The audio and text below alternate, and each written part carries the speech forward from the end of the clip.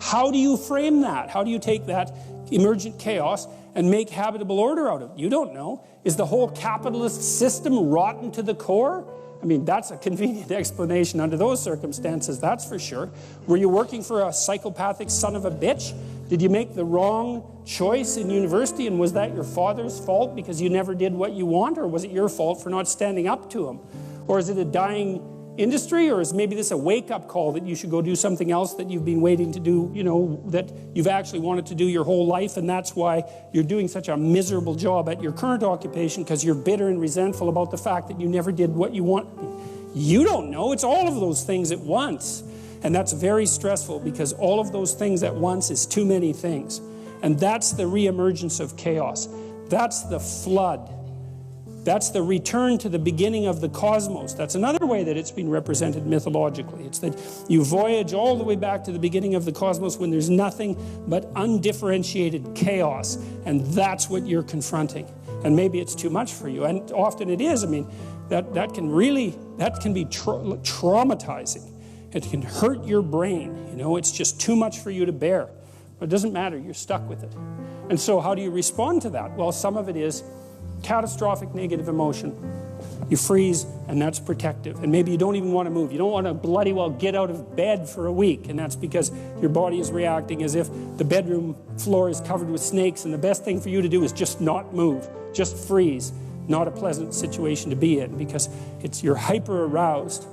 Very, very physiologically demanding, and there's zero about it that's productive, except maybe the snakes won't see you. But they've already seen you, so that isn't helping very well. So you've got all this undifferentiated negative emotion, anxiety, fear, hurt, anger, guilt, shame, emotional pain, the whole plethora of catastrophes.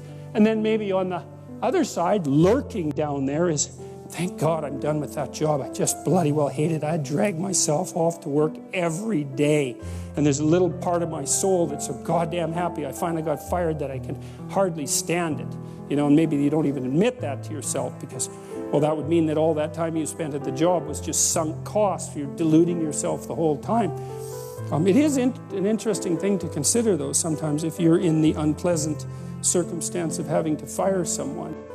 You know, sometimes firing someone is the best thing that can happen to them, which doesn't mean that you should go out and, like, enjoy it. Although I have met very disagreeable people who actually enjoyed firing people. And I'll tell you a story about that at some point because it's quite interesting. But, you know, sometimes if someone's just limping along in their job and doing it as miserably and wretchedly as they possibly can imagine, the best thing you can do to them, for them, is to say, you know, you're failing at this. And that doesn't necessarily mean that you would have to be failing at absolutely everything else in the entire world. So maybe you should just accept the damn failure and go off and try something new. And I mean, that's terrifying for people, and I know they hate it and all that, but sometimes it's better than the alternative, which is just slow, torturous death. So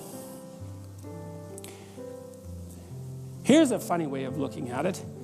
So let's say you fall right into that hole that's underneath everything, and you've hit an anomaly that you don't understand. You say, what's that anomaly made out of? Exactly. I know that's a strange way of thinking about it, you know, because it's not, well, you could say, we'll just go along with that. It's a metaphor. What's that anomaly made out of? Well, here's a way of thinking about it. It's made out of spirit and matter. And here's why. This is something I learned in part from Piaget. He said, well, it's made out of matter because, of course, that's the world, matter. And the world is also what matters. And so that's kind of a nice duality there. But it's made out of spirit because when you encounter something anomalous and go down the rabbit hole, when you go into the underworld that's underneath everything that you've relied on, you learn things down there. So what's down there is information. And that now it's maybe way more information than you want, but it is information. It's information. And what can you do with the information? You can inform yourself with the information, right? You can put yourself in formation with the information. That's helpful too.